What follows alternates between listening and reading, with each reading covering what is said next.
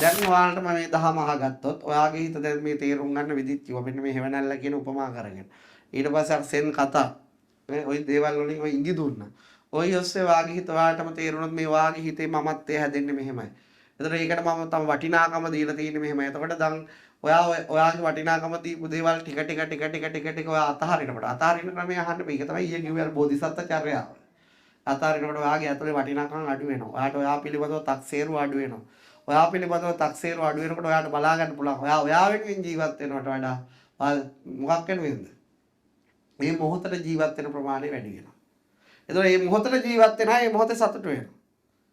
මේ මොහොතේ ජීවත් වෙනා මේ මොහොතේ සතුටි. හැබැයි ඒක තේරුම් ගත්තේ නැති හැම මිනිස්සෙම අනාගතයේ සතුටින් ඉන්න ජීවත් වෙන්න ප්ලෑන් කරලා මැරලා යනවා. සතුටින් ඉන්න මෙච්චර ලස්සන මේ වෙලාවට කෙලවගෙන. මිනිස්සුන්ට පුදුම විශ්වාසයක් තියෙන්නේ අපි මැරෙන්නේ නැහැ කියලා. ඒක නිසා තමයි මම මැරීගෙන හම්බ කරගෙන මැරීගෙන උපාධිය අරගෙන මැරීගෙන ජීවත් වෙන්නේ. අඩෝ ඒ අපි මලේසියකට මැරෙන්නේ නැහැ. මට නම් පුදුමයි අත්‍තරම තොපි ජීවත් වෙන එකට අයිත් වෙනකොට මේක ඉන්නේ කියලා. මටත් මං ගැන තියෙන පුදුම එකයි මේක කොහොමද තාම මෙහෙම ඉන්නේ කියලා. ඇයි හරියට පාරේ අර දුන්නොත් මොකද්ද වෙන්නේ? පින. පිනද පවද මොකද්ද කියලා හිතා ගන්න බෑ. ඒ නිසා හැම තැනම තියෙන්නේ මොකද්ද? මැරෙන්න පුළුවන් සාධක. මොකද්ද මම කියන්නේ ෆිසිකලි. එතකොට ඔයා ෆිසිකලි ඩෙත් වෙන එක ප්‍රශ්නයක් නෙවෙයි. ජීවත් වුණත් එකයි මට නම් ෆිසිකලි මේක ගියත් එකයි. දෙකම එකයි. හැබැයි ඔයාගේ මනසේ මරණය ජය අරගෙන නැත්තම් මොකක් වෙනවද? මේක එකපාරකට කෙල වෙනකොට ඔයා කෝටි වාරයක් කෙලවගෙන ඉවරයි. කෝටි වාර. බුදුහාමුදුරට චෝදනාවකුත් කරා. සුඛ සීලෝ මෙයාට තියෙන ලක්ෂරි සීල්. සුඛ භෝජනේ මුංජිත්තා මෙයාට හොඳට කන්න ඕන. සුඛ සයනේ නිවාපෙත්තා මෙයාට හොඳට නිදා ගන්නත් ඕන. උදේ පාන්දර නැගිටලා කියන බුදු වෙලා කියලා. පිළිගන්න පුළුවන්. ඒක තමයි ඉන්දියාවේ කරපු චෝදනාව. ඒකද බුදුහාමුදුරේ මම බුදු වෙලා තමයි ඊට පස්සේ කිව්වා ඔය බුදු වෙලා විතරක් නෙවෙයි ඔය ශාක්‍ය වංශය යවුන්ට ලේසියට නිවන් දකින්න විදියක් හොයාගත්ත කියලා. එහෙම ඔය ලස්සන ඒකටගේ ඇනලයිස් කරනවා. අද ඒ කියන්නේ ඒක දකින්න අපිට පේනවා අදත් එහෙමම ලොකු දෙයක් නැහැ. අපි මට මතක අවුරුදු 10කට 12කට කලින් අපි මේ දේශනා කරද්දි මිනිස්සුත් ඉතින් කළු පාට සිවුරක් ඇදලා යනවා. එතකොට විතරයි බනහන්නේ. මෙහෙම එකක් ඇඳන් ගියා නම් ඒ කාලේ බනහන්නේ නැහැ. නේද? ඒක ආරණ්‍ය පාට. ඒක ඇදලා ඒක පොඩි මැහුම් දෙකකුත් අයිත් දා ගන්න ඕන ඉඳි කට්ටෙන්. ඒ ඉරිච්ච මහ පයියලා වගේ. ඒක ගොඩාක් සද්දා වෙනවා. තව සෙරෙප්පු නැත්තම් ගොඩාක් ආපු සද්දා. අපි දෙකේ කාට දාසා වැඩි කියලා. එහෙනම් අපි අශ්වය දෙන්නෙක් කරා යන් කිව්වා. ඉන්නේ යනවා යා ජපන් බෝඩර් එකටම යනවා දෙන්නම. ගිහිල්ලා කිව්වා මම මේතනින් දැන් යනවා. මම නැවත ජපානයට එන්නේ නැහැ. යම් මාත් එක්ක. මං කොහොමද එහෙම යන්නේ? මගේ අධිරාජ්‍ය මේක මං කොච්චර වගකීම් තියෙන මිනිහෙක්ද? මට මගේ ඉන්න කුමාරිකාව ඉන්න මගේ දරුවෝ ඉන්න එහෙම කොහොමද මම යන්නේ? ඒ දැක්කේ මට වඩා ආසාව අඩුයි කියලා. මම දැන් හිමාලය බලා යනවා. මෙහෙම ගිහිල්ලා. හරිද? ඒ නිසා මම නැවත ජපානයට එන්නේ නැහැ. අපි යම් මාත් එක්ක. එතකොට එයා දැතිගත්ත බය වුණා. එයාට තේරුණා ඒ දහම සමහරට වලට තේරෙන්නේ නැතුව ඇති. කිව්වා අනේ ස්වාමීනි සමා වෙන්න. ඔබ වහන්සේ වගේ කෙනෙක් පුදුම දහමක් ඒක. මේ වගේ අපෙන් රට අධිරාජ්‍යය යන්නේ අපිට ලොකු පාඩුවක් මට සමා වෙලා යන් අයිත් මාලිගාවට කියලා. මම අයිත් වෙන්නේ නැහැ රජතුමනි. ඔබ ආවත් හිතාවි මම මේක ඔබට ඉගැන්නුවේ අයිත් උඹේ සැප ගන්න කියලා. උඹ ඔය ඇති වෙන්න විඳපන් මං යනවා මගේ සැප විඳින්න කියලා. එහෙම මස්සේ අරන් ගියා. දැන් අල්පාවට පොතක් ගෙනාවනේ තරුණ ළමයින්ට ලිංගික අධ්‍යාපනයද 6 පොතද 7 පොතද කියලා. ඉස්සෙල්ලම විරුද්ධුනේ ওই ඩෙස් එකේ වාඩි වෙච්ච අර මැද කොට අපේ 30 වගේ කට්ටිය. ඒ හාමුදුරුවෝ වගේ කට්ටිය තමයි විරුද්ධ වුනේ. ඉතින් අර වෙන්න මම දන්නවා එන්න වෛද්‍යවරු සෙට් එකක් ලෝකේ තියෙන අධ්‍යාපන ක්‍රම බලලා හදාගත්තා. ඉතින් ඒ වගේ එකක් අර ඩෙස් එකේ තියෙන උපදේශ සරණ රට සාර්ථක කරන්න පුළුවන්. Mind reset.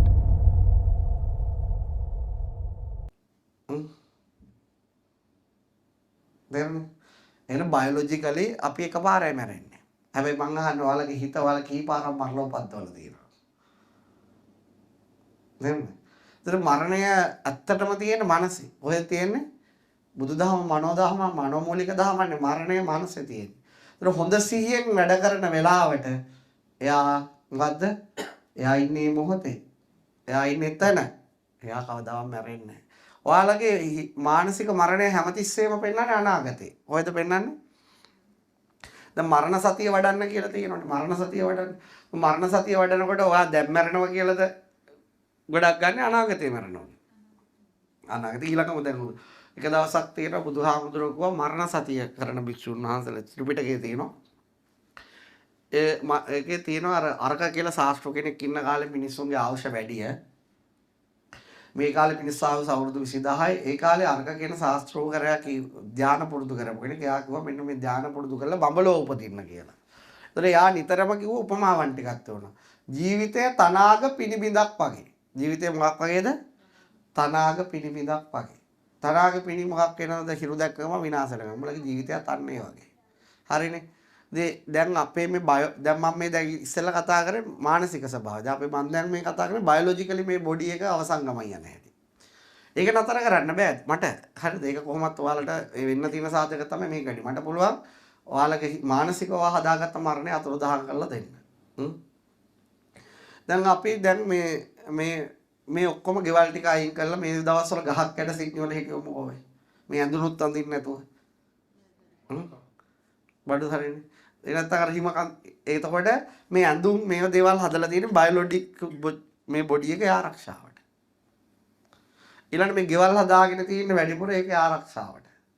ඊට පස්සේ වාහන හදාගෙන දැන් වාහන එන්න සේෆ්ටි වැඩි කරන්නේ මේ ආරක්ෂාවට. ඉතින් එතකොට මේ පෘථිවි තලයේ බයොලොජිකලි මැරෙන්න තියෙන සාධක කොච්චර තියෙනවද?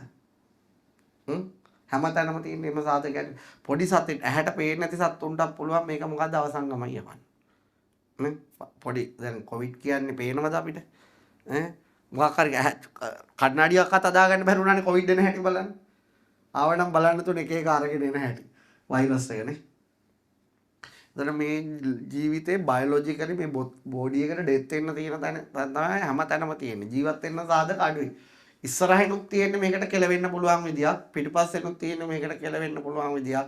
දකුණෙන් වමෙන් උඩින් යටින් හැමතැනින්ම දැන් බලමු මුහුද අස්සට ගියත් මේක බෑනේ. මෙතනින් උඩට.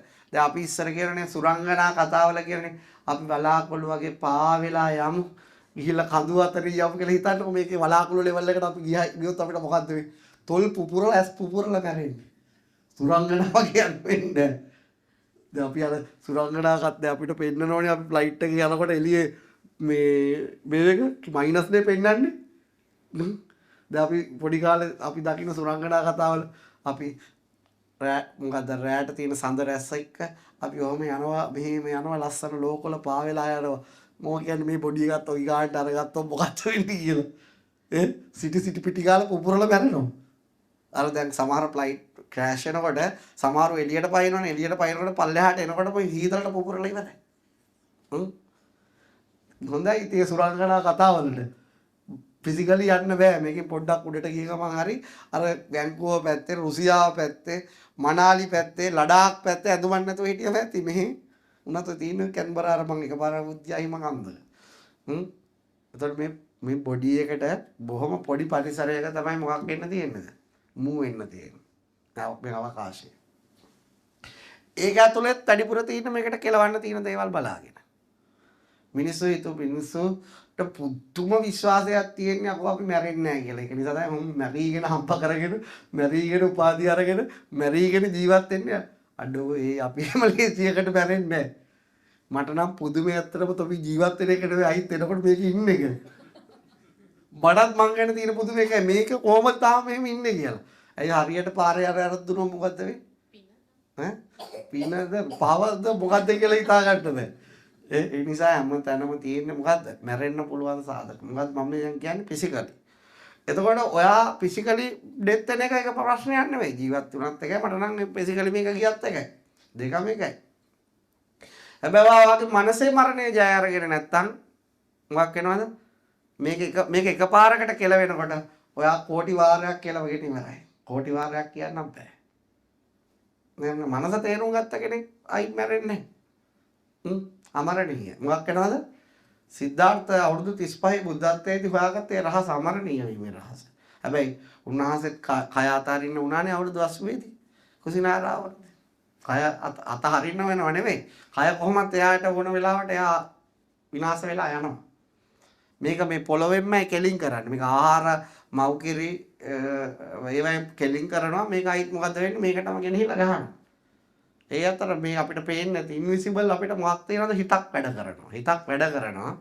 ඒ හිත ඇතුලේ මහා ජල්මරයක් අපිට කරනවා.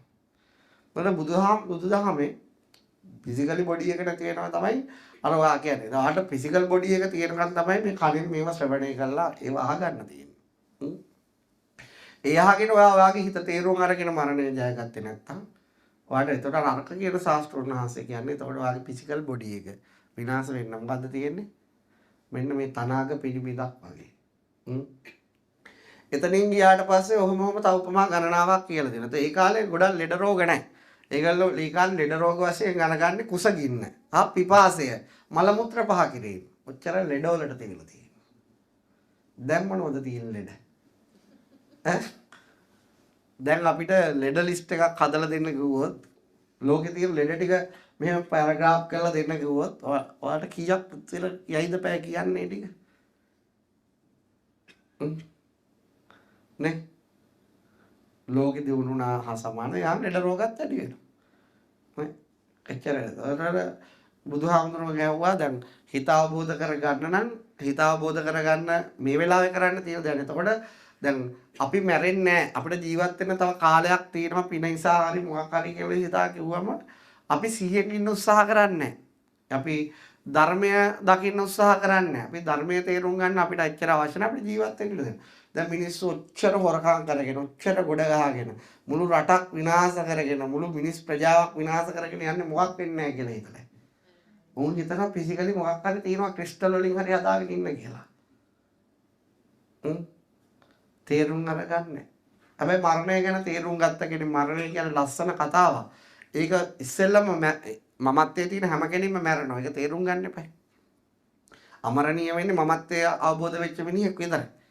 එතකොට එයා මුලින්ම එයා මැරෙන බව තේරුම් ගන්නව නම් ඒක තමයි යාට ගොඩාක් සැහැල්ලුවේ ජීවත් වෙන්න පුළුවන්. මොකද වෙන්න පුළුවන්ද? මරණ බව තේරුම් ගන්න ඕන අපි ඕනට වඩා දේවල් මනසින් අල්ල ගන්න ඕනද? නෑ. අල්ලගන්නේ නෑ. මරන්නේ නැති මිනිස්සු මොකද්ද කරන්නේ? ඔක්කොම තමන්ගේ කරගන්න හදන. මොකක් කරගන්න හදනවද? තමන්ගේ කරගන්න හදන. එතකොට මොකද්ද වෙන්නේ? ජීවිතේ කිසි සැහැල්ලුවක් නෑ. මාතර කොස්කෝ එක ගාව පෙට්ටි වලදී කිව්වේ මරණය අපිට සතුටින් ඉන්න කියලා දෙනවා. එතකොට මරණ උඹ අපි දේවල් අල්ල ගන්නකොට කියනවා හිත ඇතුලෙන් ඇවිල්ලා තෝ මොකද්ද වෙන්නේ? මම මරනකොට තෝ අල්ලගත්ත දේවල් වලට මොකද්ද වෙන්නේ? එතකොට කොච්චර වරුණත් ගෙනියන්න බෑ. ඒ නිසා අතහැරලා පොඩ්ඩක් පාඩුවේ ඉඳපන්. එතකොට මරණය අපිට සැහැල්ලු වෙන්න කියලා දෙන්නේ නැද්ද?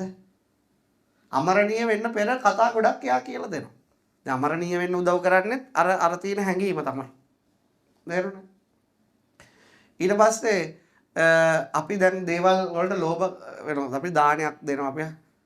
හරි හිතනවා මැරෙනවනේ. ඔන්න දීලා දානවා. දීලා දැම්මම මොකද්ද වෙන්නේ? අර රැක ගන්න ආරක්ෂා කරන්න තියෙන දැඟලිල්ල කැහිල්ල ඉවරයි. එතකොට මොකද්ද වෙන්නේ? හරි සැහැල්ලුයි. ඒ වගේම අපිට තියෙන දැන් අපි දැන් වැඩ කටයුතු කරගන්න ඕන. අපි සමහර ලෞකික ජීවිතේ උනා සාර්ථක කරගන්න ඕන. කරගන්නකොට අපි අද ටික අද කරගන්න ඕන. මොකද අපිට ජීවිතේ දවස මොකද්ද වෙන්නේ? අඩු වෙන සාර්ථකකට. ඒ වැඩ අපි ඉක්මනට කරලා පැත්තකට වෙන්නේ වගකීම් ටික අයින් කරන්න එපා. ඒ කරලා ඉවරයි. නේ? ඒක මරණය නම් මැරෙන්නේ නැත්නම් අපිට ගොඩක් දින තියෙනවා අපිට කලබල වෙන්න ඕනේ. ඈ? කොහේ හරි පැත්තක රටක ගිහිල්ලා ඉඳලා ඕන වෙලාවට වැඩ ටික කරගෙන ගෙවල් හදා ගන්න බැරි. දරුවෝ හදා ගන්න බැරි. ඕන්නේ. එතකොට මරණය ගොඩාක් පාඩම් උගන්වනවා. දැන් එතකොට මරණය මෙහෙම පෙනි මරණය කියන එකත් කතා කරන්න ඕන. ඔයාට මමත්වයේ තියෙනවා ඔයාගේ මරණය ඔයාට නෑ කියන්න බෑනේ. එතකොට එයාගෙන් අහන්න ඕන. ඔයා මා බලාගෙන ඉන්නේ මා වරයි යන්නනේ. එතකොට මම මොකද්ද කරන්න ඕනේ? තීන දේවල් දීලා සහැල්ලුවෙන් ඉඳපන්. තා මොකද්ද මං කරන්න ඕනේ? ඔය උඹ හිත ගැන හොයාගෙන ඉන්න නැත්තම් මං එනවා ඔතගේ බෙල්ල මිරේ ගන්න. තා මොකද්ද මං කරන්න ඕනේ? ඕනට වඩා උඹ බැඳුනොත් උඹ මොකද්ද වෙන්නේ? උඹ ඒකේ විඳවන ඔය අතහැරලා යන්න දීපන්. ඒ කවුද කතා කරන්නේ? ඔයාගේ මරණය. ඔයාලා මේ පුටු උඩට ගෙනිත් තියලා තියෙන්නේ කවුද? මේ පුටු උඩ ගෙනත් තියන්නේ කවුද? මරණය. මරණය තියෙනවා ඉතින් ඉස්සෙල්ලම මරණය ජය ගන්න බෑනේ. ඔයා සමනලෝ ගැන හෙව්වට. මරණය ජය ගන්න බෑ ඔයාට මුහුද ගැන හොයාගත්තට. මරණය ගැන ගන්න බෑ ඔයාට ගහතරු ගැන හොයාගත්තට. මරණය ගැන ගොඩ යන්න බෑ. ඒකට මරණය ජයගත්ත කෙනෙක්. මරණය අවබෝධ කරගත්ත කෙනෙක්. මමත්වය තේරුම් ගත්ත කෙනෙක්. ඒ වගේම හිත පිළිබඳව තමන්ගේ හිත පිළිබඳව කියා දෙන කෙනෙක් ඕන. එහෙම නැති හැම කෙනෙක්ම සාමාන්‍ය විදියට හිත නොතේරුම් අරගෙන ජීවත් වෙලා යා අවසන් විභාගයේදී ලෝකෙ ඔක්කොම විභාග දිනු මොකද අන්තිම විභාගෙ මොකද්ද? ෆිසිකලි බොඩි එකෙන් යනකොට මේ ෆිසිකල් බොඩි එක නතරකොට හිතට ගොඩාක් ආසාවල් පිරීලා. හිතේ ගොඩාක් බැඳීම් හදාගෙන හිත කැමති නෑ යන්න. ඒ වුණාට බොඩි එක කැමති නෑ තව ඉන්න දෙන්න. නේද? එතකොට යා කොච්චර අසරණ වෙනවද? කොච්චර අසරණ වෙනවද බැඳි. දැන් බුදුදහම කියන්නේ මේ වගේ දෙයක්. බුදුහාමුදුරුවෝ කවදාවත් විරුද්ධ නැහැ කෙනෙක් පරිහරණය කරනවට. මම පරිහරණයට විරුද්ධ දහමක් නෙවෙයි බුදුදහම. අර ඔයගොල්ලෝ අහන සෙන් විශ්වාවක් හිටියා. එයා ජපානයේ ගොඩක් ප්‍රචලිත වෙච්ච කෙනෙක් බණ කියන්නේ. එතකොට ජපාන් අධිරාජ්‍යයට දැන් සමහර මිනිස්සු ප්‍රචලිත වුණාට බෑනේ. ඒක බොරුවට හදපු ට්‍රෙන්ඩ් එකක්ද ඇත්තද? ඉතින් රජතුමාණන්ගේ CID එක දාලා බැලුවා මේ හාමුදුරුවෝ මේ කියන දේවල් ප්‍රායෝගිකව ඇත්තද? ඉතින් ඒගොල්ලෝ ගිහිල්ලා තොරතුරු හොයාගෙන ආවත් බැලුවා ඒ කිසිම අවුලක් නැහැ. ඒ මිනිස්සු කියන එක කිසි වරදක් නැහැ. ඇත්තටම ප්‍රායෝගික මිනිස්සෙක්. ඒතකොට එයාගේ CID ඔත්තු සේවයත් එයාගේ වරදක් කිව්වේ නැහැ. දැන් මටත් එහෙම දැම්මම වල දන්නවද? දැන් ගෝඨාභයට අර හාමුදුරුවෝයි ගෝඨාභය මහත්තයා මාසෙට පස්සේ ඉඳන් හම්බ වුණානේ වල මතක ඇති ඉස්සර. ඒකේ මාස 3ක්ම මං හින්දා ඉවර වුණා. එතන හම්බ වෙන හැමෝම කෝ මාව අත්අඩංගුවට ගන්න කියලා. හරිද? කිත්තගල්ලේ අත්අඩංගුවට ගන්න. මෙන්න මගේ ෆයිල් වැරදි. මොකද පළවෙනි වරද ස්විමින් පූල් එකක් හදාගෙන පීනීම. හරිද? ඊට පස්සේ පූල් එකේ තව ගෑනු දාගෙන පීනනවා කියලා. ඉතින් ඊට පස්සේ තව ඕම ගොඩක් තියෙනවා. හරි. ඉතින් මට තියෙන චෝදනා ටික අයුවා ඉතින් උඹලා බනහන් ඉන්නේ. මේ ඊට පස්සේ මොකද වෙන්නේ? ඉතින් එයාට එහෙමත් අඩංගුවට ගන්න බෑනේ. මොකද පූල් එකක් අද මං කිව්වා පූල් එකක් හදුවේ මම නෙවෙයි අනුරාධපුර යුගයේදී ඔලිම්පික් වගේ මෙච්චර විශාල පූල් එකක් තිබුණා මේ මේ පන්සල ඇතුලේ. ඒකේ පින්තූරයක් දාලා පෙන්නුවා. ඉතින් මට මොකටද ඉතින් මම ජීවත් වෙන්නේ ඒ වගේ අනුරාධපුර යුගයේ තමයි කියලා. ශ්‍රී විභූතිය ලංකාවට හොඳම කාලේ තිබුණ අනුරාධපුර යුගයේ ඉතින් ලෝකෙත් එක්ක ගනුදෙනු කරලා දිනුම රටක් තිබුණා. ඈ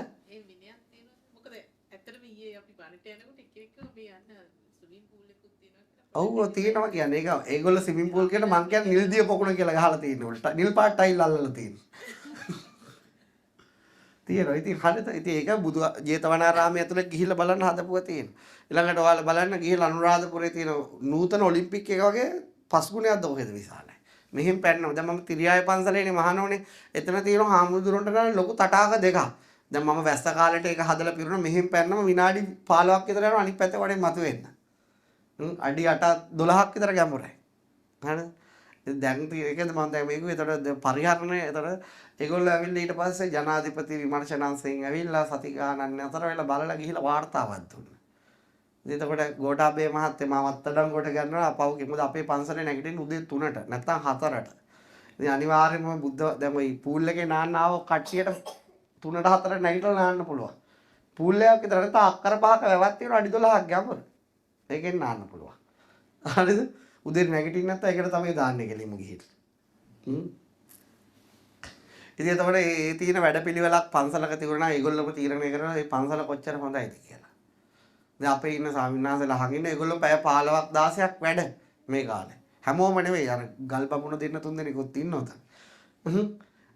අනිත් අය හැමෝම මේ පැය 15ක් 16ක් වැඩ. ඉතින් ඒ කට්ටිය අනිත් සාමාන්‍ය මිනිහෙක්ට આવොත් කම්මැලියෙක් આવොත් දෙවනි දවසේ යනකොට අපි ආපු ගමන් ඩෙන්ටිටි දේවල් ගන්නවා ඩෙන්ටිටි ඉල්ලන යන්න. ඉන්න බෑ. ඉතින් ඔයගොල්ලෝ බලුවා මේ වැඩ පිළිවෙල තවත් පන්සලක තිබුණා නම් මොකද වෙන්නේ? ලංකාව මීට කලින් ගොඩක් කලින් දිනු වෙලා ඉවරයි. ඒ ගොඩක් මහාන වෙන්නේ කම්මැලියෝනේ. කම්මැලි අය. ඉතින් අපි එහෙම දෙන්නේ නැහැ ඉන්න. එතන හදලා තියෙන වැඩ පිළිවෙල ඒ විදිහට තමයි. මේ විදිහට ඉන්න බැර නම් යන්න පුළුවන්. එතන මේ මිනිස්සයාට ඇත්තටම ජීවිතේ තේරුම් අරගෙන ජය අරගෙන සිහියෙන් වැඩ කරගන්න මේ මොහොතේ ජීවත් වෙන්න ඒ කතාව කියලා දෙන්න.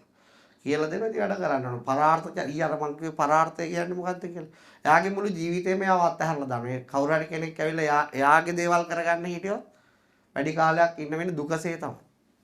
හැබැයි දැන් කවුරු කොහෙද හිටියත් අන්තිමට පාරට බැස්සොත් කිසි දෙයක් නැහැ. කිසි දෙයක් නැහැ. තමන් උනේ කරගත්ත කිසිම දෙයක් නැහැ. කරන්න දෙන්නේ නැහැ. ඉතින් ඒකට එහෙම තමයි. ඉතින් අන්තිමට යාලා තීරණය කරා අත්අඩංගුවට නොගෙන කොහොම ගන්නෙ? හිතට එකව ගන්න බෑ. ඉතින් අතරේ එතුමාට ස්තුතිවන්ත වෙන්න ඕන. විශාල බලපෑමක් කරා අවුරුදු මාස 3ක් තිස්සේ ස්වාමීන් වහන්සේලා එතුමා පස්ස ගැහුවා මාව ගන්න. හිතවත් කමක් නැහැ එතුමත් එක්ක මට. නමුත් එයාට ගිහිල්ලා දැන් අර දීපු වාර්තාව බැලුවා කොහොම ගන්නෙ? ඉතින් අරුන්ගේ පන්සලේ වාර්තාවක් ගෙනාව නම් ඒ ටේබල් එකේ වැඩ කරපු අයගේ එක එක එක්කවත් සාකච්ඡා තියන්නේ නැහැ. එහෙනම් මිනිහා තාමත් ඉන්නවා. එන්න ගොන්රලක්නේ අර හාමුදුරුවෝ කියලා වාඩු කරගත්තේ. අර මොකද්ද අර ලංකාවට පොතක් ගෙනාවනේ තරුණ ළමයින්ට ලිංගික අධ්‍යාපනයද 6 පොතද 7 පොතද කියලා. ඉස්සෙල්ලම විරුද්ධුනේ ওই ඩෙස් එකේ වාඩි වෙච්ච අර මැද කොට අබේතිස්ස වගේ කට්ටිය. ඒ හාමුදුරුවෝ වගේ කට්ටිය තමයි විරුද්ධ වුනේ. ඉතින් අර වෙන මම දන්නවා එන්න වෛද්‍යවරු සෙට් එකක් ලෝකේ තියෙන අධ්‍යාපන ක්‍රම බලලා හදාගත්තා. ඉතින් ඒ වගේ එකක් අර ඩෙස් එකේ තියෙන උපදේශතරන් රට සාර්ථක කරන්න පුළුවන්. ඉතින් ඒ වගේ ජීවිතයේ මේ අර සෙන් කතාවේදී එතකොට ඒ සෙන් භික්ෂුවත් යන්නේ පාර රජතුමා අධිරාජ්‍ය ජපාන අධිරාජ්‍යය ගියා ඒව හම්බ වෙන්න. ගිහිල්ලා කිව්වා එයා යනකොට අන්න අරයා නිදි. හලෝ නැගිටින්න. කොහමද? සී ඩ්‍රීම්ස්ද? කවන්නේ. හරිද? දැන් පොඩ නැගිටින්න. දවල් තිස්සේ වැඩද? ඒක තමයි. මේ එපාර වතුර ටිකක් බොන්න. වතුර බෝතලයක් දෙන්න යාට. වතුර බොන්න.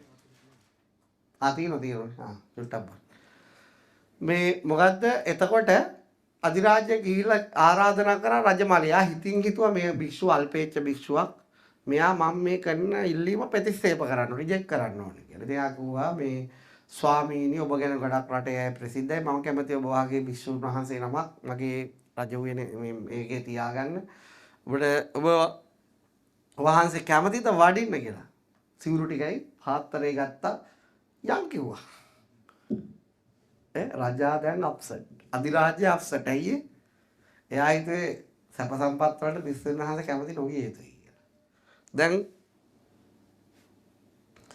ඊට පස්සේ මොකද්ද උනේ? දැන් යනවා. ගිහිල්ලා ඉවරලා කිව්වා කැමති කාමරයක් තෝරගන්න කියලා. බැලුවා ගිහිල්ලා කීපයක්ම බලලා බැලුවා හොඳම සැප තියෙන හොඳම කාමරය හොඳ view එක තියෙන තැන මේක හොඳයි කිව්වා. එතරම් අයිත්ත පැහැදුනා. එහෙම බෑනේ විශ්වාස කරනවා මොකක්ද ගල් ටිකක් දාලා දුන්නොත් ඒ ටිකක් කොට පුදිය ගන්න ඕන. අර ආයෙ තෝරගත්තා. ඊට පස්සේ කිව්වා මේ මෙතන ඉන්න ඕන තරම් සේවකයෝ කැමති කෑම හදාගන්න කැමති දේවල් ගෙනල්ලා කැමති විදියට දානි වළඳන්න කැමති විදියට අවදින්න ඉන්න කියලා. ඉතින් මේ ගිහිල්ලා පෙන්නන මෙතන තමයි මසාජ් දාන තැන මෙතන තමයි ආයුර්වේද ඔය කැමති විදියට මේවා පාවිච්චි කරන්න. ඉතින් රජතුමාට වඩා සැප ගන්න ගත්තා. හරි. දැන් මොකද වෙන්නේ රජාට? බැලුවා මේ රටම මූට රැවටිලා ඉන්න. දැන් පේනෝනේ දැන් රංගේ සැප සම්පත් දුන්නට පස්සේ. එයාට ඉවස ගන්න බැරි වෙලා ගිහිල්ලා කිව්වා අපි ඔයිට වඩා සීලයක් තියෙනවා. එහෙමනේ මිනිස්සු කියන්නේ. ඒ නිසා වහාම මාලිගාවෙන් යන්න. මට තියෙන තමුන්නාන්සේට මට වඩා ආසාව වැඩි කියලා. එයා ගැලෙම චෝදනා. එතකොට කිව්වා රජතුමනි ඔබතුමාට වඩා ආසාව වැඩි කියලා මම පිළිගන්නේ නැහැ. ඔයානේ මට කතා කරේ. ඒ නිසා මං ආවා යන්න කියනෝනේ යන්න ඕනේ. ඒත් වෙන මොනව කරන්නේ? ඊට පස්සේ කිව්වා මේ ඇයි පිළිගන්නේ නැත්තේ? දැන් ඔයා බලන්න ආපු වෙලාවේ ඉඳලා මොකද්ද කොයි විදිහට ජීවත් වෙන කාමරේ තෝරගන්නද කොයි විදිහට තෝරගන්නද කන්න දුන්නම කොහොමද කෑවේ? ඊට පස්සේ යෝ එහෙනම් මම ඔයාලට ඔප්පු කරලා පෙන්නන්න අපි දෙන්න කාටද ආසාව වැඩි කියලා. එහෙනම් අපි අශ්වය දෙන්නෙක් කරා යන් කිව්වා. ඉන්නේ යනවා යා ජපාන් බෝඩර් එකටම යනවා දෙන්නම. ගිහිල්ලා කිව්වා මම මේතනින් දැන් යනවා. මම නැවත ජපානයට එන්නේ නැහැ. යම් මාත් එක්ක. මං කොහොමද එහෙම යන්නේ? මගේ අධිරාජ්‍ය මේක මං කොච්චර වගකීම් තියෙන මිනිහෙක්ද? මට මගේ ඉන්න කුමාරිකාව ඉන්න මගේ දරුවෝ ඉන්න එහෙම කොහොමද මම යන්නේ? ඒ දැක්කුවේ මට වඩා ආසාව අඩුයි කියලා. මම දැන් හිමාලය බලා යනවා. මෙහෙම ගිහිල්ලා. හරිද? ඒ නිසා මම නැවත ජපානයට එන්නේ නැහැ. ඔබ අම්මාත් එක්ක. එතකොට යා දැතිගත්ත බය වුණා. එයාට තේරුණා ඒ දහම සමහරට වලට තේරෙන්නේ නැතුව ඇති. කිව්වා අනේ සාමීනි සමා වෙන්න. ඔබ වහන්සේ වගේ කෙනෙක් පුදුම දහමක් ඒක. මේ වගේ අපෙන් රට අධිරාජ්‍යය යන්නේ අපිට ලොකු පාඩුවක් මට සමා වෙලා යන් අයිත් මාලිගාවට කියලා. මම අයිත් එන්නේ නැහැ රජතුමනි. ඔබ ආවොත් ඉතාලි මම මේක ඔබට ඉගැන්නුවේ අයිත් උඹේ සැප ගන්න කියලා. උඹ ඇති වෙන්න විඳපන්. මං යනවා මගේ සැප විඳින්න කියලා. එහෙම මස්සේ අරන් ගියා. දැන් මට තේරෙනවා මොකද්ද බුද්ධ ආගම කියන්නේ. ජීවිතේ අපි මැරෙනවා කියලා කියන්නේ පරිහරණය කරන්න බය වෙනවා කියන එක නෙවෙයි. පරිහරණය කරන්න බය. දැන් සමහර කට්ටියට ගිහිල්ලා හොඳ සිවුරක් දුන්නොත්, හොඳ මෙට්ටයක් දුන්නොත් කියයි අපෝ එපා. වල පහදිනවද අපහදිනවද? ඈ? කට්ටිය පහදිනවා. දැන් වාටම පහදින්නේ නැහැ කියලා කියන්නේ. දැන් මේක අපි කියන එක අහලා තියෙනවනේ. මීට අවුරුදු 10කට කලින්. හරි ඔයාලා එක හාමුදුරු කෙනෙක් ඉන්න සැප මෙට්ටක බුදියගෙන. තව කෙනෙක් ඉන්නවා මේ හෙන පැදුරක් දාගෙන සිවුරු දෙකයි තියෙන බුදියගෙන. ඕගොල්ලෝ හිතන්නේ කවුරු ධර්මයේ දන්නවා කියලා. සැප මෙට්ට. සුපිරේ. ඒ දනුස් පොතරින් ඉන්න ඕන කෙනෙක් නෙවෙයි ඔයා. හාමුදුරුවෝ මේ පන්සලක කටයි පන්සලක මම ඇඳක් ගේන හදනකොට ඇඳ හයි කරන හදනකොට හාමුදුරුවෝ කියනවා මේ ඇඳ සැප වැඩි කියලා. ඉතින් මගේ ඔළුව වැඩි කිව්වේ මහා මැට්ටෙක් කියලා. හරියටම හරි. ඔබතුමා හරිය. මම හිතන්නේත් ඒ මැට්ටෙක් තමයි. ඈ? ඉතින් මම යකෝ මේ කියන්නේ Taman විශ්වාස වුණාම තේරුම් ගන්න පරිහරණයට බය වෙන්නේ ඕනේ. එහෙනම් බුදුහාමුදුර හිටිය හඳුන් කුටියක හොඳිය හොඳ ඇඳක ඇඳේ රත්තරන් පාට දීපු සිවුරු. රොස්සාවල් කරලා ගෙනාවේ නෑ මිනිස්සු ගෙනත් දීපුවා. ඉතින් බුදුහාමුදුරට කියන්න එපායි. අර ජෛන මහවීර වගේ මාත් ඇඳුන්නේ නැතුව ඉන්නම් කියලා. එහෙම කිව්වේ නෑ. බුදුහාමුදුරට චෝදනාවකුත් කරා. සුඛ සීලෝ මෙයාට තියෙන ලක්ෂරි සීල්. සුඛ භෝජනේ පුංජිත්තා. මෙයාට හොඳට කන්න ඕන. සුඛ සයනේ නිවාපෙත්තා. මෙයාට හොඳට නිදා ගන්නත් ඕන. උදේ පාන්දර නැගිටලා කියන බුදු වෙලා කියලා. පිළිගන්න පුළුවන්. ඒක තමයි ඉන්දියාවේ කරපු චෝදනාව. ඒකත් බුදුහාමුදුරේ කොහොම මම බුදු වෙලා තමයි. ඊට පස්සේ කිව්වා ඔය බුදු වෙලා විතරක් නෙවෙයි ඔය ශාක්‍ය වංශය යවුන්ට ලේසියට නිවන් දකින්න විදියක් හොයාගත්ත කියලා. එහෙම ඔය ලස්සන ඒ ත්‍රිපිටකේ ඇනලයිස් කරනවා. අද ඒ කියන්නේ ඒක දකින්න අපිට පේනවා අදත් එහෙමම ලොකු දෙයක් නැහැ. අපි මට මතක අවුරුදු 10කට 12කට කලින් අපි මේ දේශනා කරද්දී මිනිස්සුන්ට කළු පාට සිවුරක් ඇදලා යන්න එතකොට විතරයි බැනහන්නේ. මෙහෙම එකක් ඇඳන් ගියා නම් ඒ කාලේ බැනහන්නේ නැහැ. නේද? ඒක ආරණ්‍ය පාට. ඒක ඇදලා ඒක පොඩි මැහුම් දෙකකුත් අයිත් දා ගන්න ඕන ඉදි කට්ටේ. ඉරිච්ච මහපයියල වගේ. ඒක ගොඩාක් සද්දාවෙන් අහන්නේ. සෙරෙප්පු නැත්තම් ගොඩාක් සද්දාව. ඉතින් ඒක එතකොට බුදුදහම කියලා කියන්නේ අපි මැරෙනවා කියලා කියන මට කියන්න ඕනේ ඒකයි. අපේ බයොලොජිකලි මැරෙනවා කියලා කියන්නේ මේ ජීවිතේ විඳින්න එපා කියන එක නේ. හොඳ මරණය ගැන දන්න මනුස්සයා තමයි ජීවිතේ හොඳටම විඳින්නේ. ඒක ඒ වෙලාවට විතරයි. මරණය ගැන දන්නේ නැති එක හැමතිස්සෙම අනාගතේ. උන් ජීවිතේ හැමතියාම විඳින්නේ ඉස්සරහට. මේ වෙලාවේ ජීවිතේ විඳින්නේ නැහැ. හැමදාම ප්ලෑන් කරනවා විඳින්න. අන්තිම ප්ලෑන් කර ඉන්න ගමන්ම කෙලවෙනවා. අන්තිමට ජීවිතේම කරේ මොකද්ද? විඳින්න ප්ලෑන් කරපු එක විතරයි. දැන් ඔයාලට ඕන නම් යන්න ලෝකේ ලස්සන තැනක් බලන්න.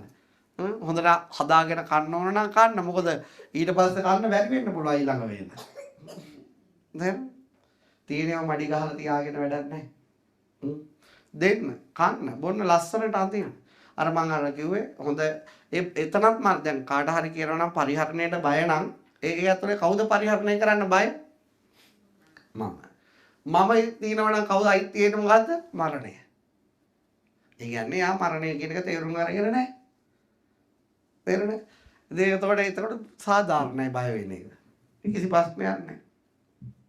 හරිද? ජීවිතේ මේ අර බුදුදහම කියන එක හරියට තේරුම් ගන්න නැත්නම් මේක හෙන්න සර්ප විසක්. මේක හරියට පටලවා ගත්තොත් හරියට කන්නත් බෑ. හරියට යන්නත් බෑ. හරියට බොන්නත් බෑ. හරියට නිදා ගන්නත් බෑ. හලාහල විසක් වගේ. කවුරු හරි යකට විස ඇතුළු වුණොත් උ පැය 24 මේ විසත් එක්ක එපා ජීවත් වෙන වේදනාව හැමතිස්සෙම. ඔක තමයි බුද්දිසම් එක. බුදුන්ගේ ඉගැන්වීම වරද්ද ගත්තොත් කිසිම නිදහසක් නැහැ. නිදහස් වෙන්න කියපු දහම මොකක් කරපු සාපයක්. ඉතින් කවදාවත් අර ඒ කියන්නේ තමන්ගේ ජීවිතේ ආධ්‍යාත්මික ලෝකෝත්තර කැලල තේරුම් ගන්න එකයි ජීවත් වෙන ස්ටයිල් එකයි මොකක් වෙනවද? කවලම් කරගන්න හොඳ නැහැ. දැන් බිස්නස් කරනකොට බණින් බිස්නස් කරන්න හොඳ නැහැ. ඔයා කඩේ ගිහින් බඩු ගන්නකොට බණින් බඩු ගන්න එපා. ඔයා වාගේ හිත තේරුම් ගන්න එක විතරයි එකෙන් කරන්නේ. මොකක් කරගන්න එක විතරයිද? හිත තේරුම් ගන්න එක විතරයි. බුදුහාමුදුරු එච්චරයිනේ කිව්වේ. තමන් මේකේ තියෙන මනස අවබෝධ කරගන්න. දැන් මනස දැන් ඊළඟට මම ඔයාලට කිව්ව 35 දී තේරුම් ගත්තා. දැන් ඒකත් දැනටත් පැහැදිලි කරලා තව දුරටත් ඒක පැහැදිලි කරලා දෙනවා නම් දැන් අපි අර හැදිච්ච මමත්වයේ කියන එක ඒක ඇත්තම එකක්ද අපි විසින් මනසින් නිර්මාණය කරගත්ත එකක්ද? අර මම උපමාවක් කිව්ව මෙහෙම තියලා ඒ වගේ දැන් අපේ හෙවණැල්ල තියෙනවනේ. දැන් අපි ආවම හෙවණැල්ල වැටෙනවා. කොහමද හෙවණැල්ල? ඔය ගිහිල්ලත් දන්නේ. තියද? අන්තනේ ඇස්සේ. මෙතන. හරිද? හෙවණැල්ල. දැන් ඔයාලගෙත් හෙවණැල්ල තියෙනවනේ. දැන් හෙවණැල්ල කියන එකත් එක්ක ඔයාලා කලබල වෙන්නේ නැහනේ. කවුරුවක්. කවුරුත් ඇයි කලබල වෙන්නේ නැත්තේ? දැන් ඔය බල්ලෝ දැන් අපි මම ඔයාලට බල්ලෝ ඉන්නෝනේ ගෙවල් වල. ඔයාලයි බල්ලයි යන්න කොහේ හරි ගියාට පස්සේ කණ්ණාඩියක් තියෙනවා. දැන් කණ්ණාඩියෙන් ඔයාවත් වෙනවා බල්ලට බල්ලවත් වෙනවා. බල්ලා කණ්ණාඩියට බුරනවා. හරිද? ඔයයි කණ්ණාඩියට බුරන්නේ නැත්තේ? දැන් මම දැක්ක ඊයේ ඇමරිකන් පවුලක වීඩියෝ එකක් දැක්ක. ඔයාලා දැකලා තියෙද්ද නැහැ. මේ ඇමරිකන් පවුලේ අයට කතා කරන්න බෑ. ඒක ලෝකෙ මෙන්න ඉట్లా හිටපු පවුලක්. ඒගොල්ලෝ හැමදාම බුක් ගාලා තමයි කතා කරන්නේ. බල්ලෝ ඒගොල්ලෝ දෙගොල්ලෝ එකයි. දැක්කද දන්නේ නේ? මම දැක්කද? හරිද? ඒ වගේ දැන්. හැබැයි දැන් ඔයාලා එහෙම නැහැනේ. බුරලා කතා කරන්නේ නැහැනේ. සමහර වෙලාවට බුරනවා ඇති. හරිද? දැන් ඔයාලා කණ්ණාඩියක් ගාවට බල්ලෙක් කරගෙන ගියොත් බල්ලට පේනවා බල්ල බුරනවා. ඔයාලා බුරන්නේ ඇයි ඒ බුරන්නේ නැත්තේ? ඔයා දන්නවා මේ කණ්ණාඩියේ ප්‍රතිබිම්බය හැදෙන්නේ කොහොමද කියලා. නිසා ඔයාට ඒක ගැන ඩවුට් එකක් නැහැ. හැබැයි බල්ලා දන්නේ නැහැ. බල්ලා හිතන්නේ මොකක් කියලාද?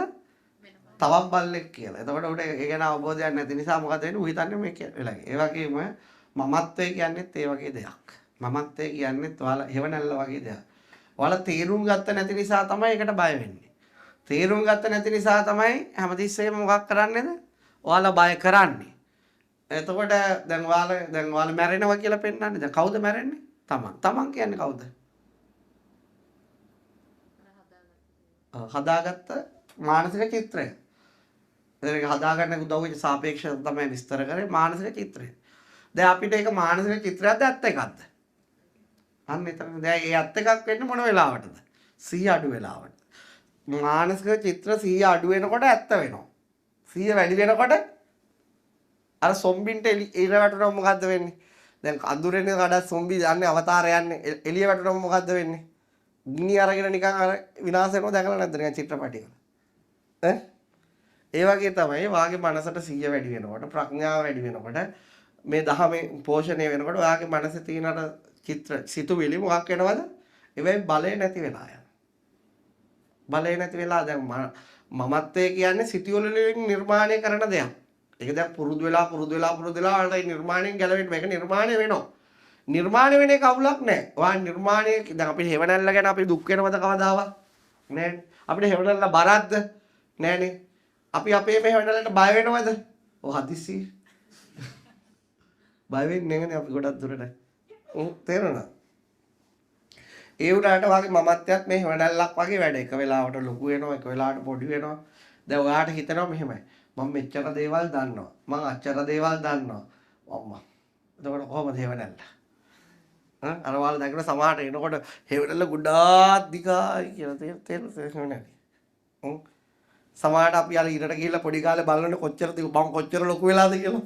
මම දන්නේ වලටත් දෙකින්ද අපි ඉරත් එක කැරකි බලලා තියෙන පොඩි කාලේ අපි කොච්චර ලොකුද කියලා. අපි බලන ලොකුම හෙවණැල්ල තියෙන්නේ කාටද?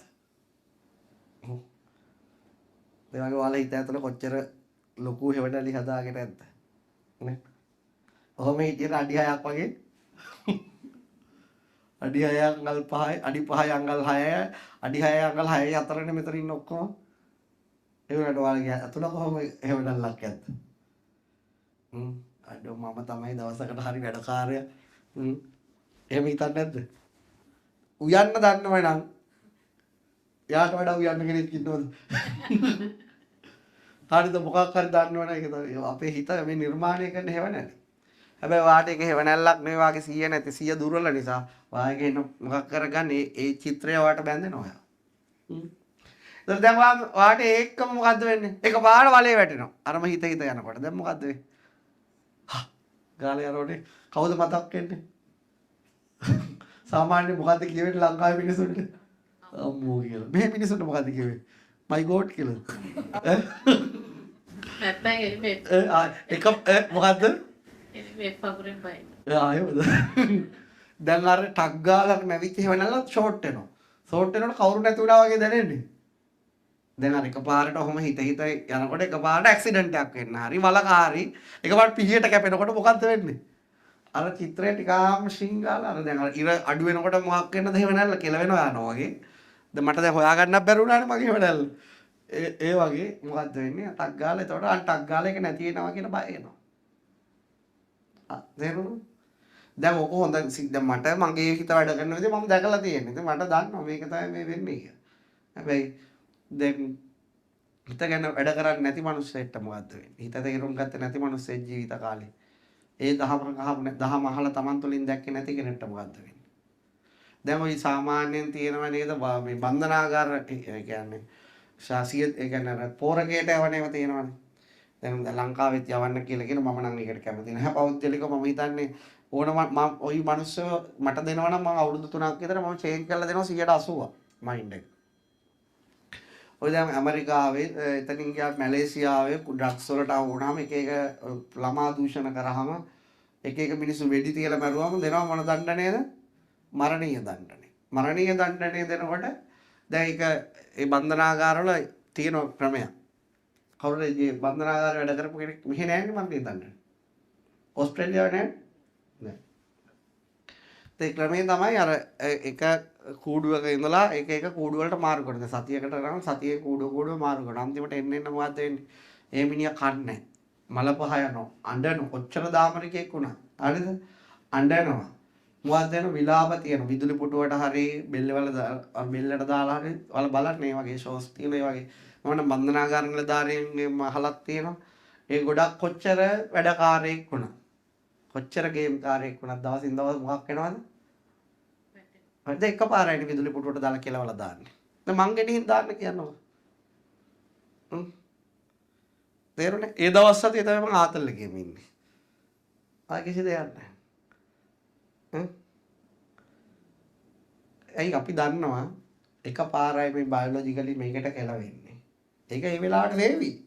හැබැයි අනිත් වෙලාවට අපි හිතින් මාව දුක් විඳින්න ඕන. දැන් අර මිනිස්සු මොකක් මාවද දුක් විඳින්නේ? ඈ? ඉස්සර එයාට කාලය ගැන අවබෝධයක් නැහැ කොහෙත්. ඊළඟට තමන්ගේ හිත ගැන අවබෝධයක් නැහැ. ඒතකොට එයාගේ හිත හැමතිස්සෙම නිර්මාණය කරන්නේ මොකද්ද? එයා විදුලි පුටුව තියලා ඉන්න එක. එයාට එතරලාට ඇති වෙන වේදනාව. දැන් මේ වේදනාව ඇති වෙලාද? නැහැ. දැන් මේ කවුද මවන්නේ? හිත. දැන් ඔයා හිතන්නව මේ හිතක් අවබෝධ කර නැති එකෙක්ට. දැන් ওই විදුලි පුටුව වලට යන හැම එකම වැඩිකාරයද කියලා තියෙනවා මේකෙන් ඒ මරණීය දණ්ඩට 10න් 9ක්ම ඇත්ත කතාවට එක්කෙනෙක් ඇත්ත කතාවට නෙමෙයි. ඇත්තටම සාක්ෂි වැරදිලා. නේද? ඉතින් මරණීය දණ්ඩේ තියෙන අවුල දැන් ජජ් තීන්දුව දෙන්නේ පොලිසිය හරි වෙන නිලධාරීන් හරි ඒ ගේන තොරතුරුයි ලෝයර්ස්ලාගේ තර්කයි දෙපැත්තේ ඒ වහලනේ තීන්දුව දෙන්නේ. සමහර අය ගේන පොලිසිය ගෙනාවොත් ඇත්තම වැඩිකාරය නැති වෙන එකේ පිංග කොච්චර ගේම්ස් තියෙනවද එහෙම. ඒතර අර වෙලාවේ දාපු එක යන්න එපායි. එහෙම යනවලු 10ට එක්කෙනෙක් අනිවාර්යෙන් මෙහෙමලු ලෝකෙ මැරෙන්නේ. ඒ මරණීය දණ්ඩනයට යන්නේ. 10න් 9න්ම අර ඒ වරදට බොහෝ දුරට සම්බන්ධ වෙලා. 10 එකක් වෙන ආට ඒ 10න් එකක් වුණොත් ඔයා මම එහෙම වුණා. මට ප්‍රශ්නයක් නෑ. මම අවුරුදු 19 දී යම් කිසි හේතුවකට මේකට ඇතුල් වුණා. අවුරුදු 23 24 වෙනකොට මම තේරුම් ගත්තා. 25 26 වෙනකොට තවත් ඒක ක්ලියර් කරගත්තා. දැන් ඉතින් කවුද gift එක එනකන් තමයි ඉන්නේ. gift එක තමයි බයොලොජිකලි මේක අයින් වෙලා යනවා. මොකද දැන් ඔයාලට මේ කියා දෙන්නේ මම තේරුම් ගත්ත දේවල්. ඔයා පොතක ලියපු දේවල් නෙවෙයි. ඒවත් ඔයාගේ හිතව මේ කියන දේවල් උදව් කරගෙන ඔයා තුලින් තේරුම් ගත්තොත් ඔයා කවදාවත් ඔයාගේ හිතට බය කරන්න බෑ. ඇයි? හෙවණැල්ලට ඔයා බය කරන්න බෑ වගේ.